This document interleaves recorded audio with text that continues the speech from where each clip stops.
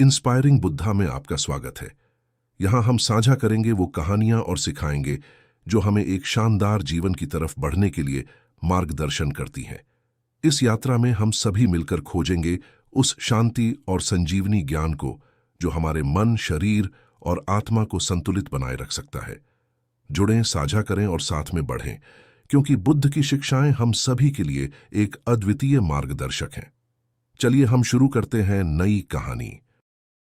एक बार की बात है, पहाड़ियों के बीच बसे एक शांत गांव में कवि नाम का एक युवा भिक्षु रहता था। कवि अपने दयालु हृदय और गौतम बुद्ध की शिक्षाओं के प्रति दृढ़ समर्पण के लिए जाने जाते थे। एक दिन जब सूरज ने आकाश को सोने और नारंगी रंग से रंग दिया, कवि बुद्ध के ज्ञान के सार को समझने की खोज में निकल पड़े। यात्रा एक शांत बांस के झुरमुट में शुरू हुई, जहां कोमल सरसराहट वाली पत्तियां प्राचीन फुसफुसाहट लिए हुए लगती थीं।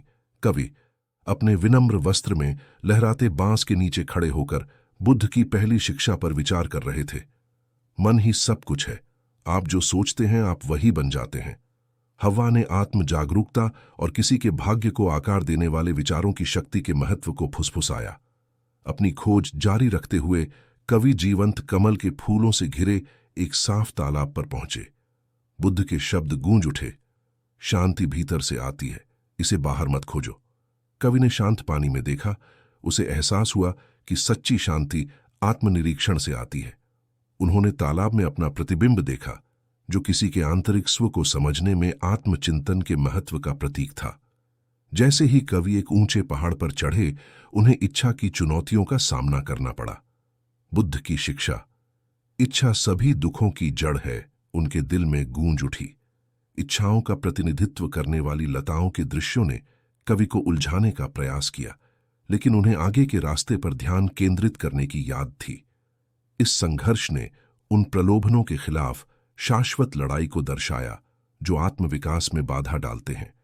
एक हलचल भरे गांव में कवि ने निर्णयों और तुलनाओं के परिणामों को देखा। बुद्ध का ज्ञान, दूसरों के साथ तुलना करना आनंद का चोर है, ने उनका मार्गदर्शन किया।